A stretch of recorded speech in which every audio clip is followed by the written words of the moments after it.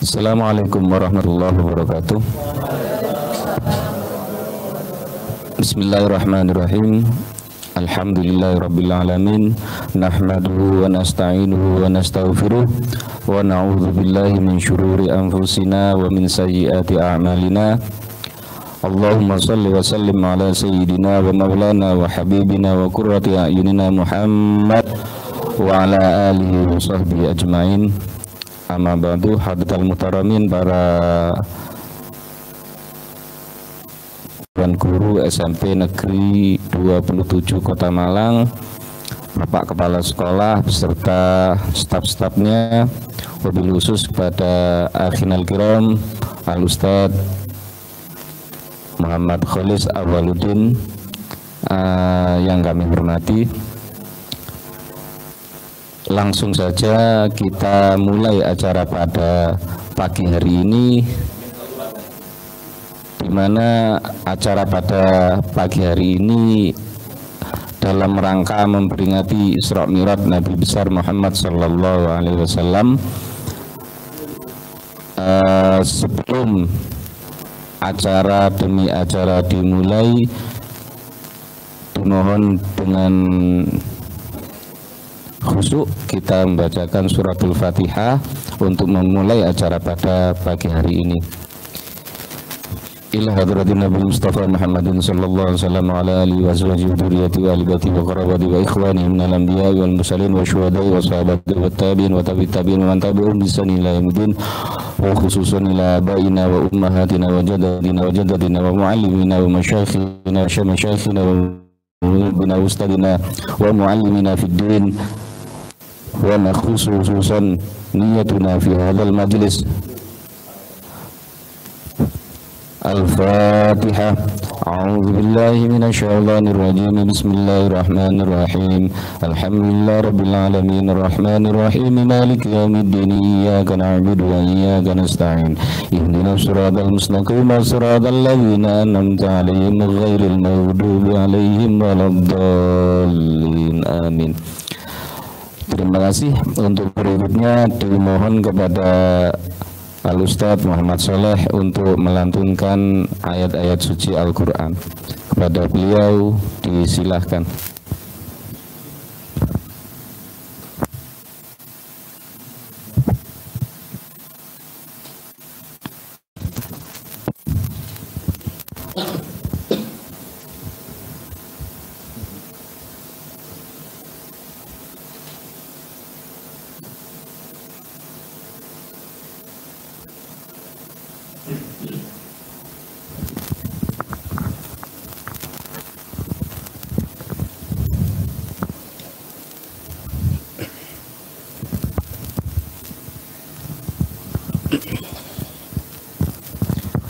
Assalamualaikum warahmatullahi wabarakatuh.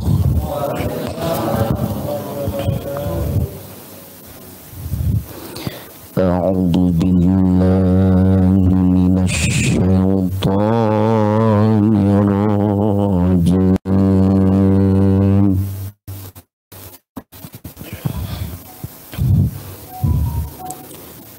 Bismillahirrahmanirrahim.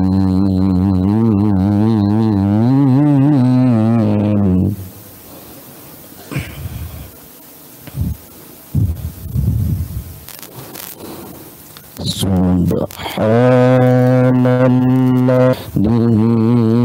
laylan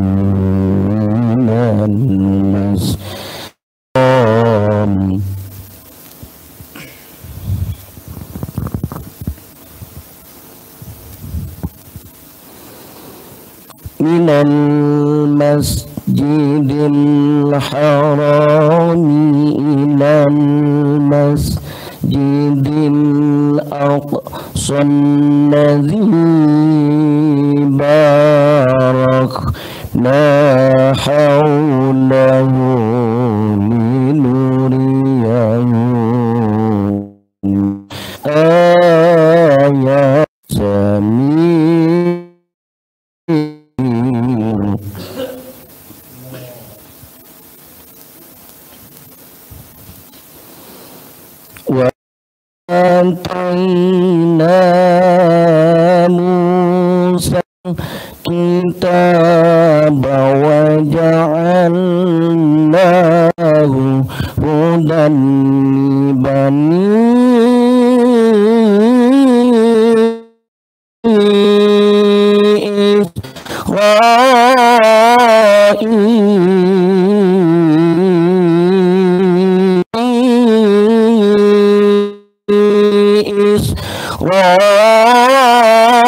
إسرائيل ألا تتخذوا من دوني وكيلا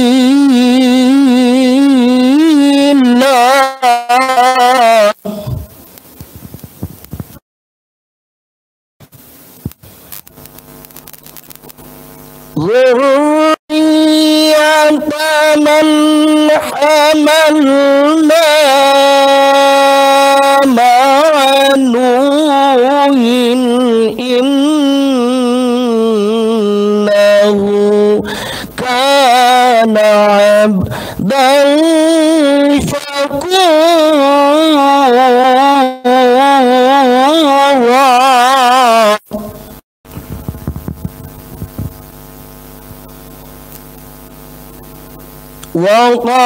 وقضينا إلى بني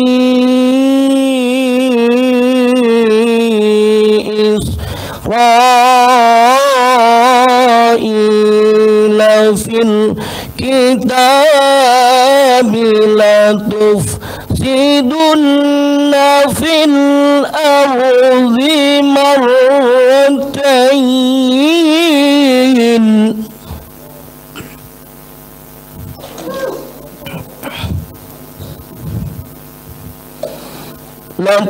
لتفسدن في الأرض مرتين ولتعلن علوا كبيرا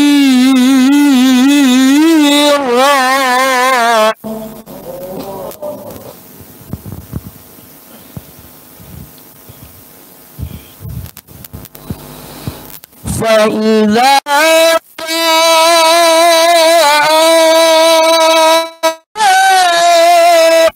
بعثنا عليكم عبادا لنا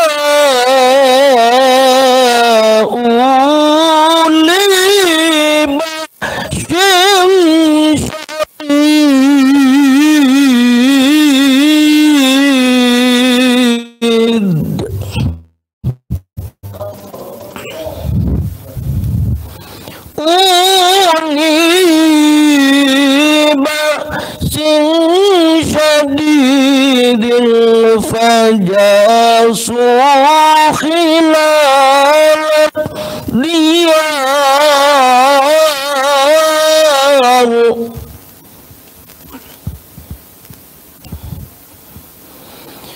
وكان وعد الله مفعولا وكان وعدا مفعولا ثم رددنا لكم الكريم وأمددناكم بأموال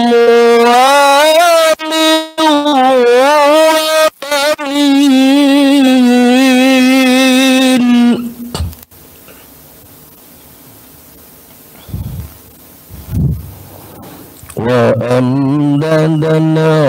وأمددناكم بأموال وبنين وجعلناكم أكثر نفيرا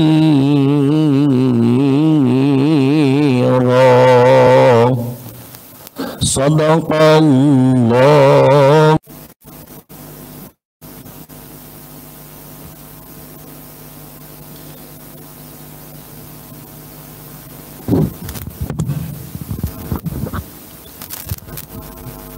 Terima kasih pada Pak Soleh yang telah melantunkan ayat suci Al-Quran. Alhamdulillah. Alhamdulillah cukup seger. Kita akan berbicara bincang-bincang tentang sholat. Tentang sholat. Seperti yang kita tahu, sholat itu ritual tentang masalah sholat ini dengan gaya anak muda, acara kita sholat terang-terang. Apa bisa dimaknai zuhur itu adalah punggung? Boleh. Bisa dimaknai dengan punggung ya? Tergantung gitu. Oke, mantap ini. Itu kan Boleh. pancingan saya tentang sholat zuhur. Kenapa kok dinamakan sholat zuhur? Nggih. Saman kameramen bisa dilihat ya pematerinya, nggak tertutupi sama Iya. Oke. Nah, bisa Sponsor. Nah, Pelan dulu dari nggih. panjenengan. Assalamualaikum warahmatullahi wabarakatuh. Yang saya hormati Bapak Kepala SMP 27, yang saya muliakan semua waka, staf, dewan guru, adik-adik semuanya, wabil khusus teman saya yang mulai dari zaman jahiliyah, zaman kolonial sampai zaman milenial sama, tetap wajahnya, jenggotnya juga sentinya sama. Nah, bedanya Masya Allah kopiahnya sekarang ini Masya Allah, luar biasa, hijau. Nah, NU tulis lahir batin itu.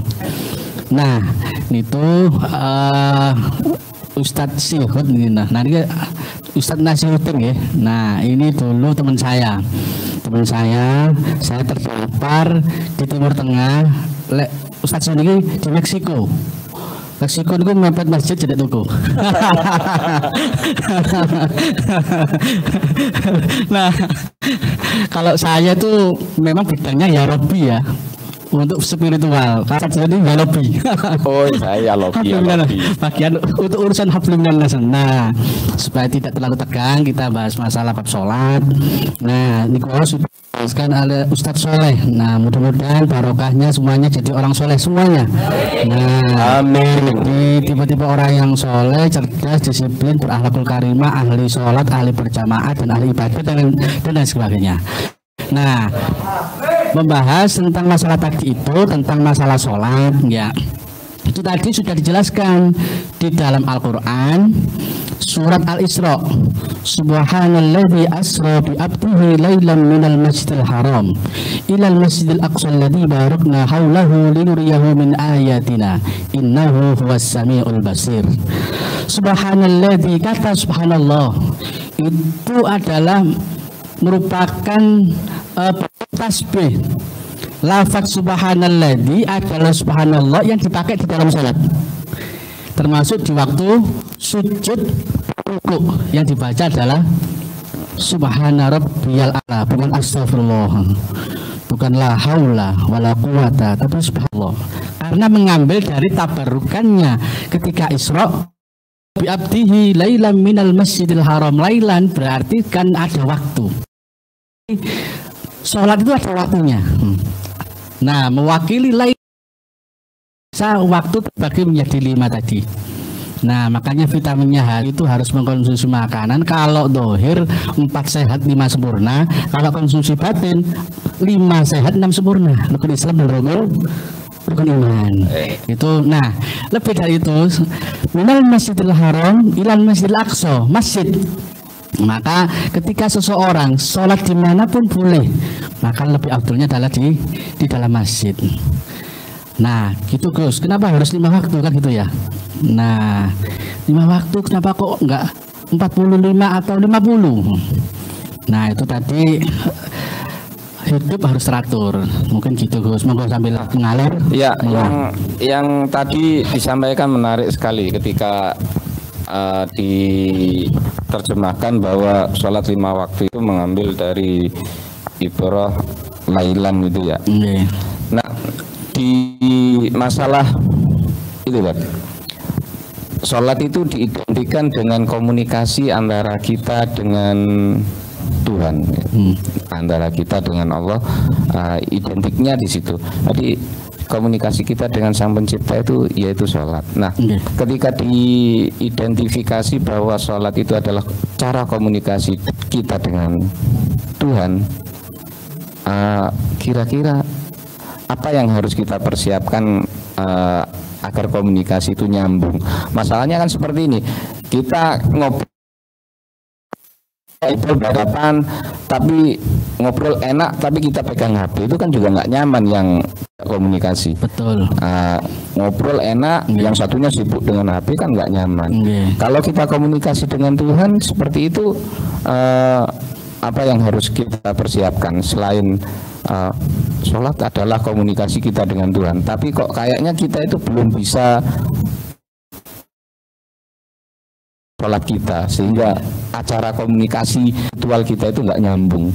Gimana caranya itu? Nah, itu saya ibaratkan begini ya tadi ya. Misalnya kalau jenengan jagongan berdua, terus ada orang lewat, tanpa pamit, terus habis itu lihat ke orangnya. Sama dengan kalau misalkan, nah misalnya Ustadz Nasruddin jagongan dengan istrinya atau pacaran gitu ya, dalam tanda kutip misalnya, jagongan berdua, ada hamba Allah yang masya Allah cantik gitu. Nah terus lewat, terus noleh. Kira-kira coba jenengan mau ke sini, mau komunikasi sekolah. Nah misalnya habis itu, kan lo kok ini. Nah itu ini harus disinggung ini. Kayaknya kalau saya dipanggil kepala cepat banget gitu ya, dengan pakaian rapi, pakai sepatu yang asik gitu, yang paling necis, sepatu yang wangi kan gitu ya. Itu hanya dipanggil kepala sekolah loh ya. Betul. Saya kayak gitu. Kalau menghadap Sang Pencipta kok saya tuh kok tersinggungnya kok pakai kaos gitu loh. Nah, kalau tulisannya derok ngono ya. Terus ning ngarep apa itu gladiator kayak gitu. Nah, kalau ngadep kepala sekolah saya tuh kayak bersih, perfect banget. Nah, terus sama itu berhubungan dengan namanya quick response. Nah, ya kan, kalau dipanggil langsung hadir, quick response, langsung cek itu luar biasa. Misalnya contoh ya, dipanggil, begitu, tahunya begitu kali, begitu, terus langsung hadir, seret, orang itu suka. Makanya wali atau kiai atau ulama itu kalau dipanggil oleh Allah kok luntur ulamanya itu. Panggil azan, makanya di dalam ilmunya azan waktu sholat, jenengan itu saya kasih resep Nah, ada yang terakhir. Nah ini saya disinggung yang terakhir nih. Kok terakhirnya oleh kesampaian ya? Bukan kan? Nah itu berarti gini, kalau orang sholatnya di awal waktu itu mendapatkan fadilah ridha Allah. Ridho. Jadi ridho itu luar biasa. Kalau Allah ridho, sebagaimana ridhonya Nabiullah Ibrahim ketika dibakar, maka api jadi dingin. Menayana rukuni barta wa salaman ala Ibrahim. Robi'ah Adawiyah itu pada saat dia ditanya, apa saya nggak takut neraka? Saya nggak takut neraka kalau Allah ridho. Neraka itu akan jadi dingin, bisa bertamasya nanggini neraka jahanam kan pitulas. Kan tahu, ini bawaan begitu. Nah, gitu. Jadi ridho itu kalau minta Allah, misalnya minta apapun langsung dikabulkan. Karena apa? Menomorsatukan Allah, maka Allah akan mempersatukan dia. Lastu binadirin fi haqqi abdi hatta yandur abdi fi haqqi. Di dalam kitab Al-Hikam, saya akan memperhatikan seorang hamba kalau hamba itu memperhatikan saya. Tepat awal waktu. Satu, kedua yang itu adalah rahmat Allah. Rahmat terus. Yang pertama ridho, yang kedua rahmat, yang ketiga diampuni. Masih bisa marif. Nah, yang ketiga diampuni. Nah, tapi rotok anu ya. Misalnya ada anak didik disuruh ngerjakan PR atau laporan misalnya PJ buat LPP kok gak mari-mari dari deadline. Nah, misalnya buat silabus atau buat apapun tugas-tugas misalnya kok belum selesai misalnya dari deadline. Sama dengan ketika seseorang sholat kok nggak dilakukan, akhir ya nggak apa-apa, cuma nggak ngumpulno, mendapat ampunan dari Allah. Kali 14 nggak diampuni kan? Tapi saya diampuni, lek tobat. Gitu. Nah, bukan berarti mau adik-adik ketika nggak sholat, misalnya waktunya lewat nggak sholat, nggak boleh tetap sholat. Yang itu adalah adaan diganti kodoan nanti. Daripada nanti hitung-hitungan hutangnya kepada Allah banyak. Nah, tetap harus sholat walaupun di luar waktu, dan itu pun wajib dilakukan. Sama seperti kayaknya ngumpul tugas itu kan. Nah, memang itu tugas walaupun terlambat berarti ya masuk kategori diampuni tadi ya. Diampuni maghfirah. Jadi kalau anak-anak nanti ngumpulkan tugas awal-awal kali, nah bagus. Nah itu jadi yang berhubungan dengan sholat seperti itu.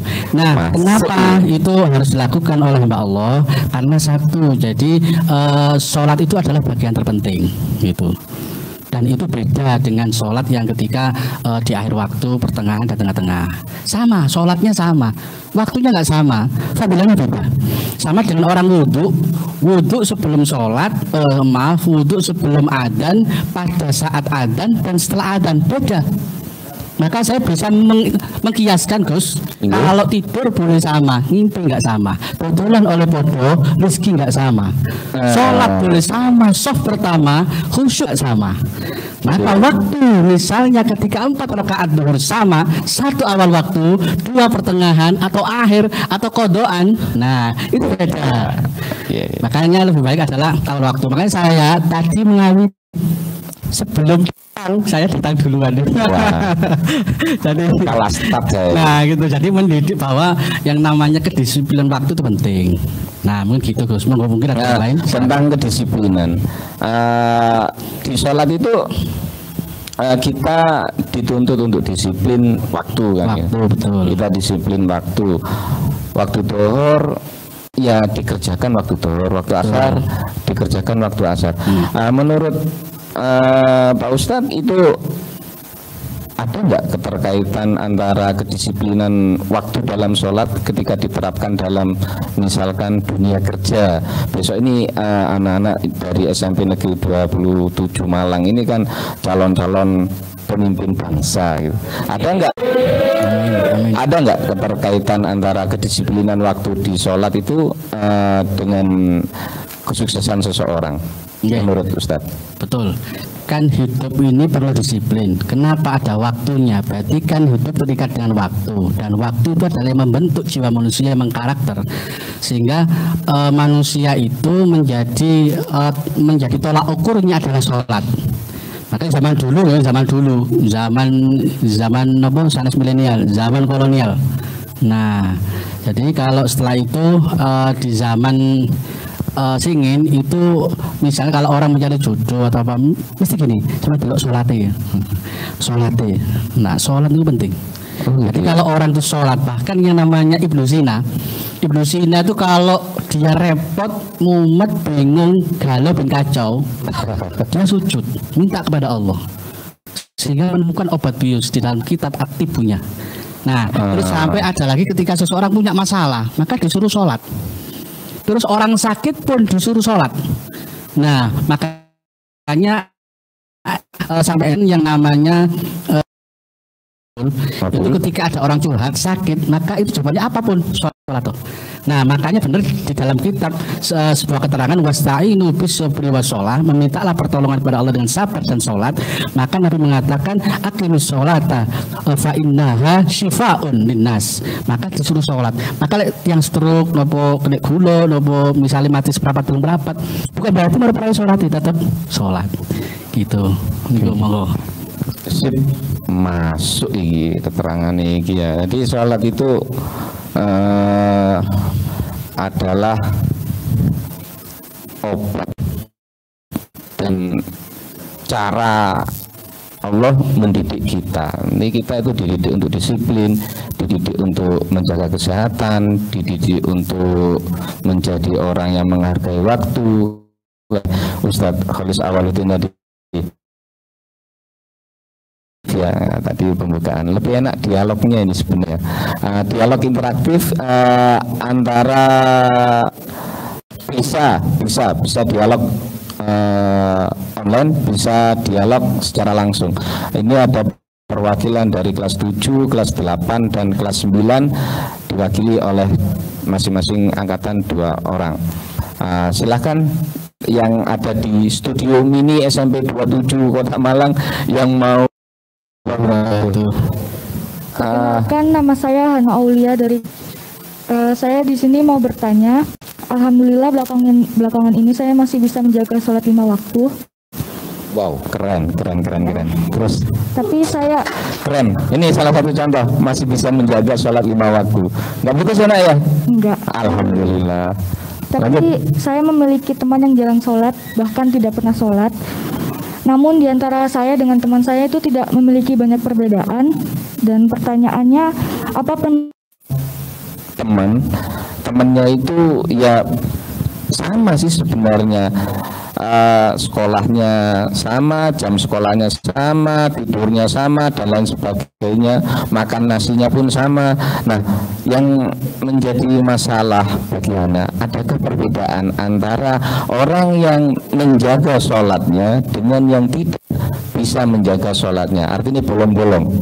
Nah, bukan sarung bolong, Ustaz. Belum bawa. Belum bawa.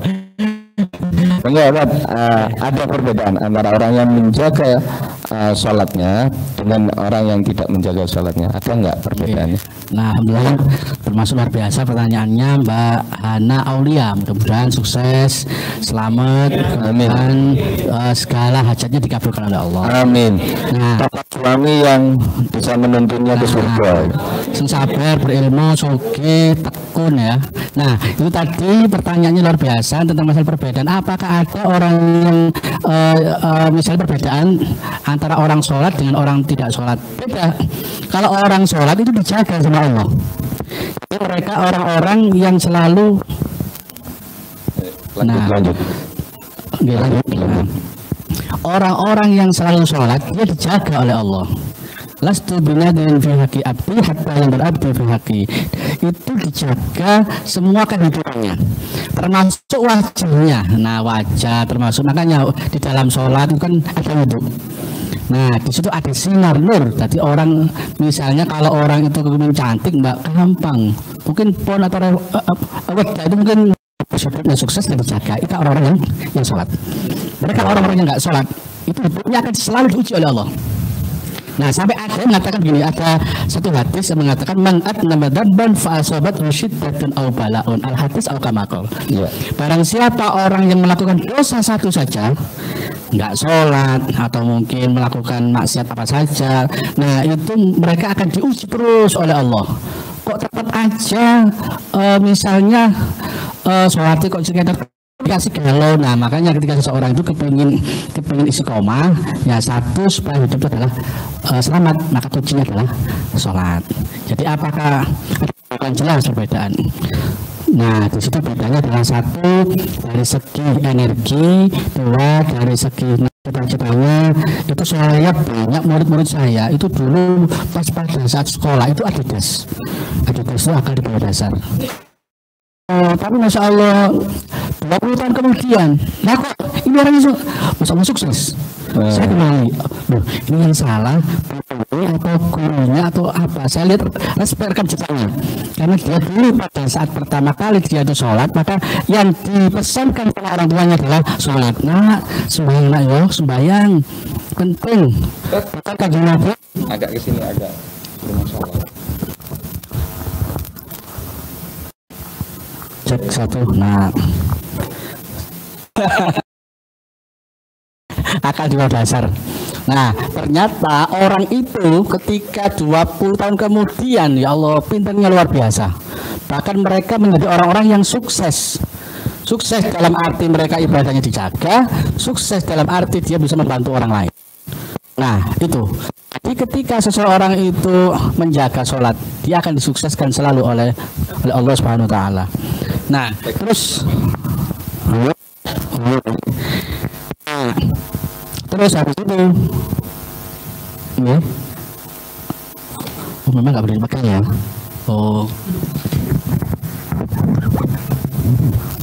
Niki kalau dicekel itu harus ditaruh.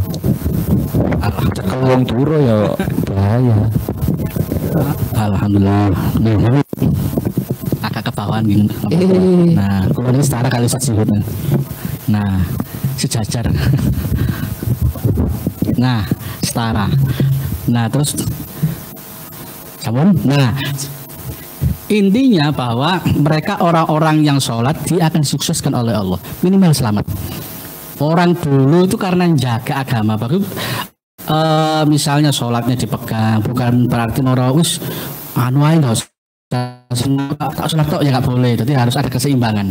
Gimana mereka harus cerdas, gimana mereka harus berzikir, dan itu harus ada kesamaan dan kesetaraan. Jadi seperti itu, Gus. Jadi ada bedanya ya. Beda sekali. Beda orang yang menjaga sholatnya dengan yang tidak menjaga sholatnya. Nah, kalau sudah seperti itu berarti kita harus menjaga sholat loh. Karena kalau besok ada cowok yang pengen jadi pacarmu, tanya sholatnya ya. Sholatmu piye? Sholatmu jangkep ya. Lek sholatmu bolong-bolong moh ya. Nah, ini Gus adalah kita tambah ya. Nah, ini saya mau cerita sebentar aja. Di daerah Kediri di Pondok Lirboyo. Sebentar. Di situ ada seorang siswa, murid santri, dia itu umurnya sudah 25 tahun lah. 25 tahun, terus habis itu dia nyenengi bojone yai. Coba Gus. Bojone yai, bojone yai lah gak tau kerjaan ya. Yang maca wahyu. Putih bersinar 50 watt wajahnya. Kalau nggak sholat paling 5 watt atau sahabat. Nah itu mereka begitu lewat terus.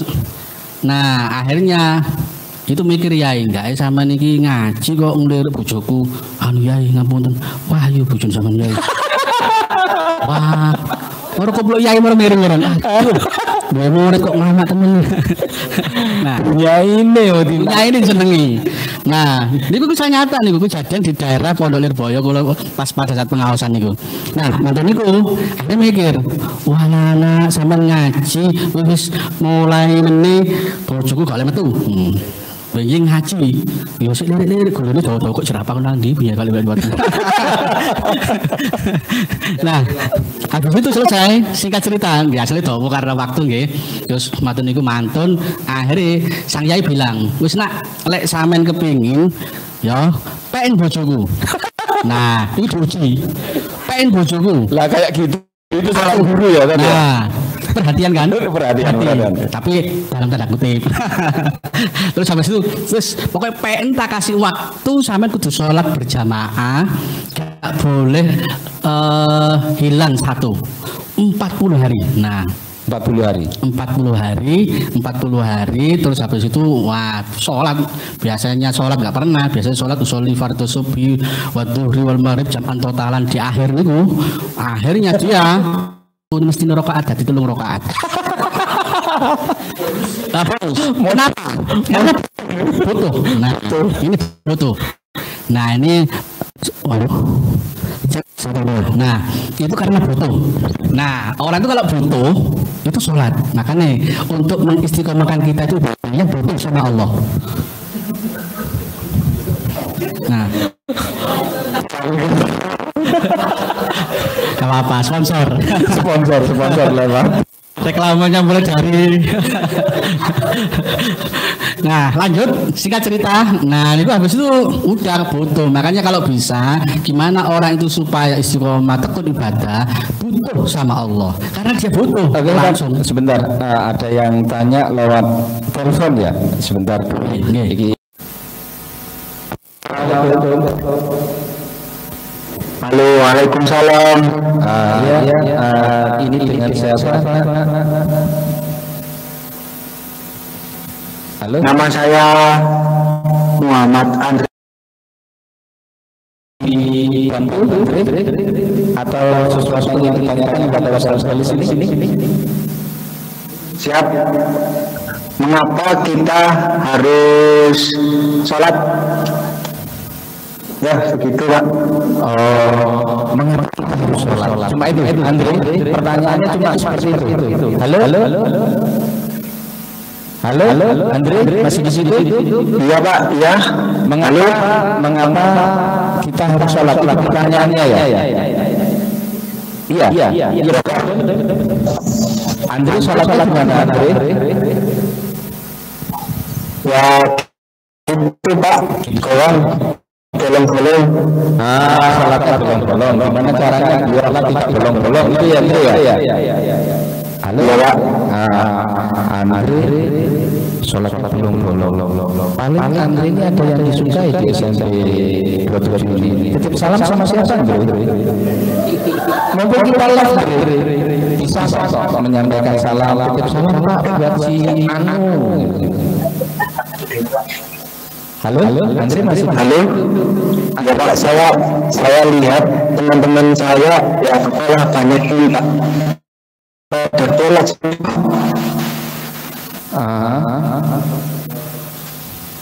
Ada titip salam buat seseorang di SMP 27, mungkin titip salam sama Pak Amin yang sudah lama nggak diajar sama Pak Amin karena corona. Siap.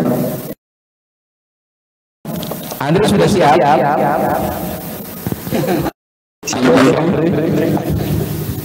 Andre? Ya Pak, siap. Oke. Pertanyaannya bisa ditangkap bahwa bagaimana caranya agar sholatnya tidak bolong-bolong gitu ya. Itu pertanyaan dari Andre via telepon dari kelas C. Monggo, gimana caranya biar sholat nggak bolong-bolong? Ini saya juga loh. Nah itu tadi, jadi pertama kita harus butuh sama Allah. Artinya manusia itu diciptakan dikembali lagi wa ma khalaqul jinna wal insa illa liya'budun. Karena untuk menyembah kepada Allah. Lah intinya sembah kepada Allah itu di dalamnya adalah yang paling inti adalah sholat. Lah sholat ini adalah merupakan bagian dari komunikasi. Kalau orang nggak pernah sholat, berarti kita nggak pernah menyapa.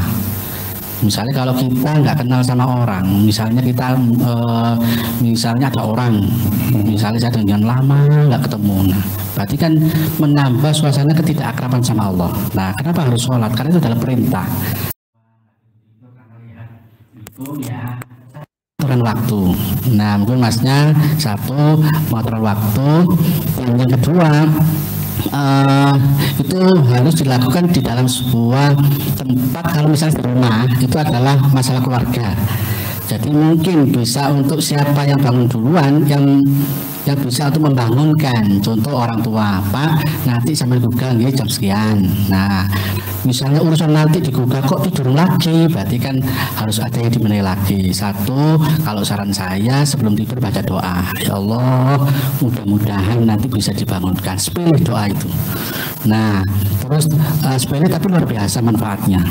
Nah terus misalnya lagi yang dilakukan tadi, yang banyak minum sebelum tidur. Minumnya biasanya 1 gelas, 5 gelas. Ngompol dong. Itu misalnya. Akhirnya kan bangun nggak menunda loh. Jadi kalau orang misalnya tidurnya, misalnya minum ini banyak minum, terus habis itu pas jam 3, oh kebelet misalnya. Nah biasa kan langsung ke sholat,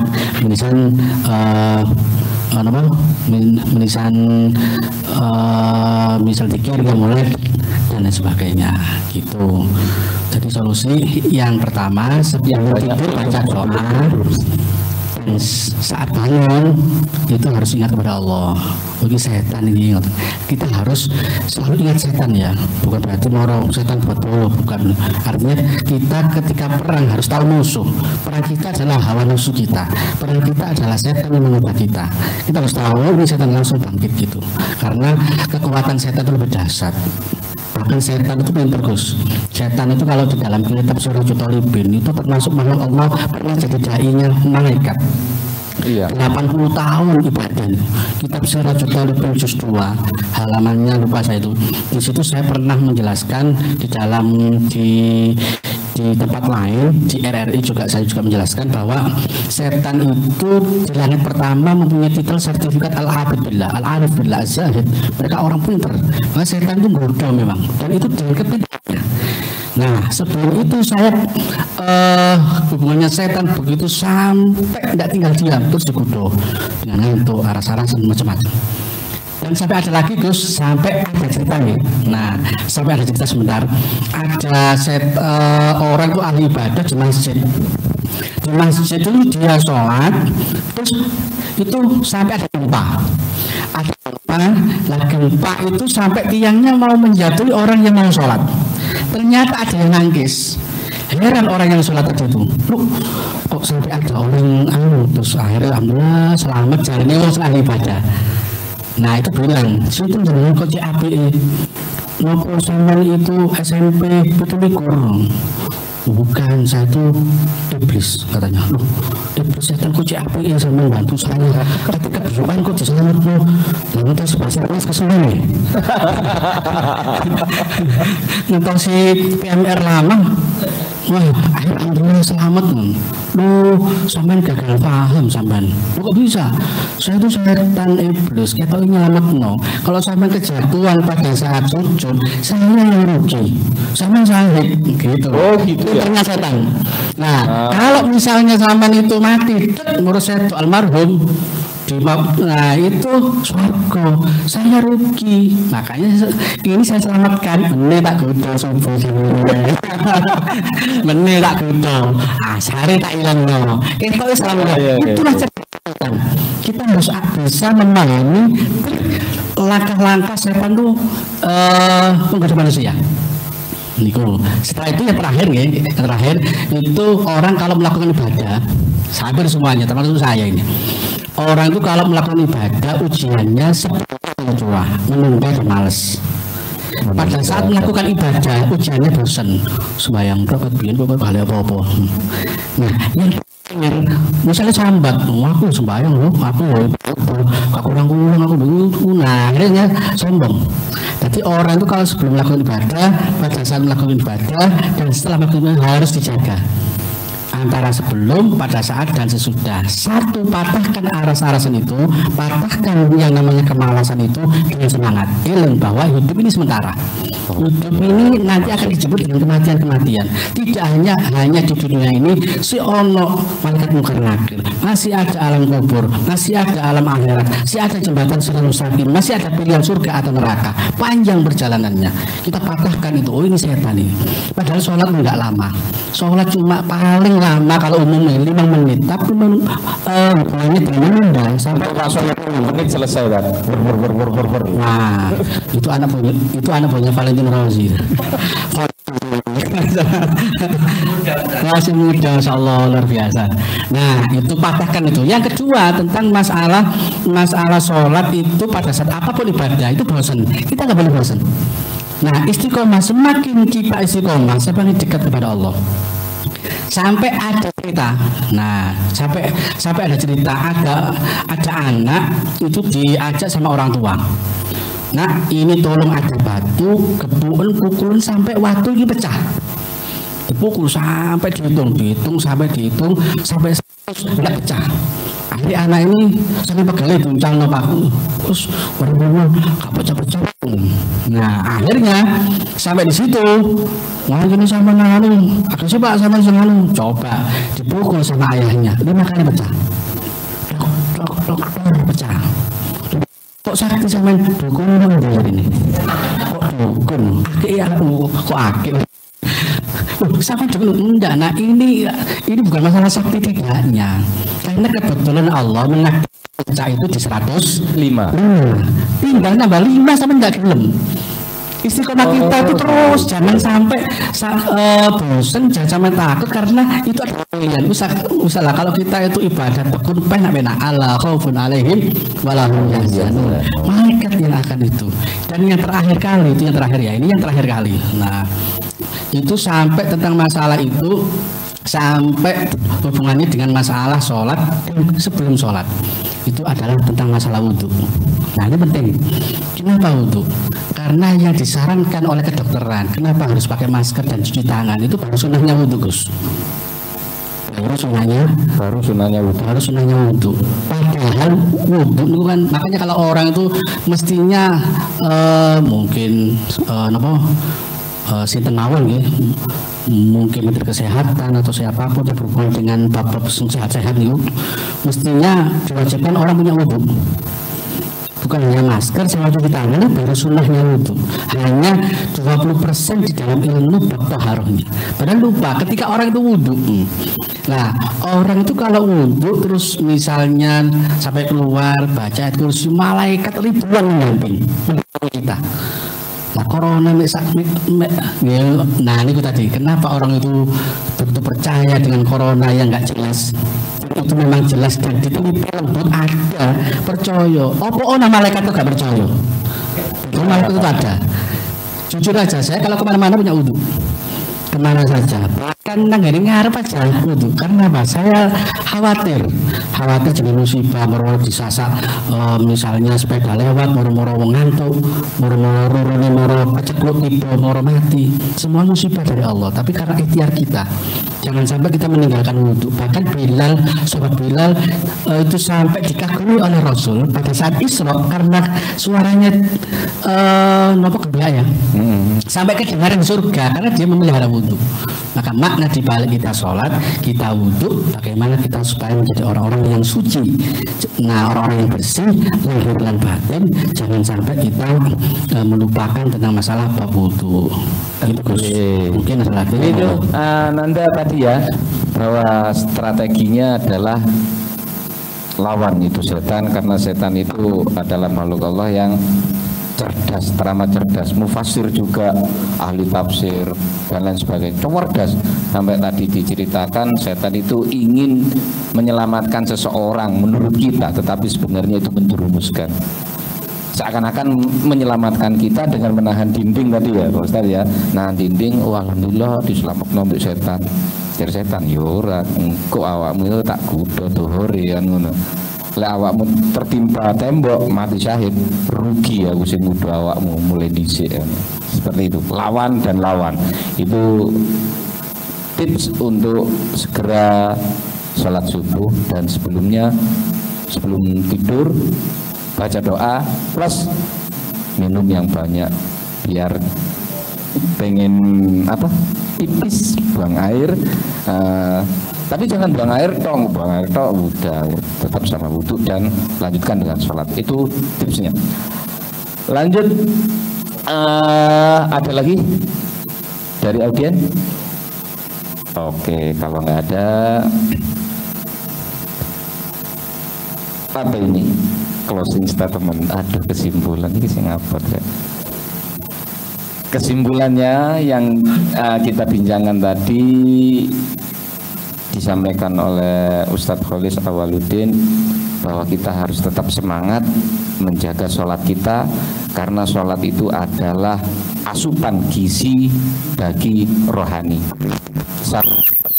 Jasad kita ketika tidak makan 3 hari lemas, bahkan sampai mati. Dan rohani kita, hati kita juga harus dijaga seperti itu asupannya dengan sholat. Jangan sampai hati kita menjadi mati karena asupan gizinya ke hati itu tidak ada. Tetap semangat untuk meraih kesuksesan dengan sholat dan sholawat gitu ya. Sholawat pasti ada di sholat ya tadi ya, pasti ada. Jadi untuk meraih kesuksesan catatannya adalah dengan sholat. Mau jadi apapun pengen sukses, catatannya dengan sholat. Pengen dapat suami yang terbaik misalkan Hana ya, catatannya tanyakan sholatnya. Dafa ya, pengen cari istri siapa? Ganda pengen cari istri, lihat dulu cara sholatnya gimana. Lek sholatnya bolong-bolong, iya sundel bolong. Tapi perempuan memang boleh loh sholat bolong-bolong, 1 bulan dapat diskon loh. Itu closing statementnya, yaitu kita harus jaga sholat untuk menjadi manusia yang martabat, meraih kesuksesan. Oke, tepuk tangan. Selanjutnya ini akan dipandu oleh salah satu guru dari SMP Negeri 27 Kota Malang yang gitulah, yang gitu, untuk membagikan door prize yang telah disediakan oleh panitia pada pagi hari ini kepada Bu Leli. Habis ini dipersilahkan, namun dari kami saya tutup dulu, saya akhiri cukup sekian. Wallahul muwaffiq ila aqwamit thoriq. Wassalamualaikum warahmatullahi wabarakatuh.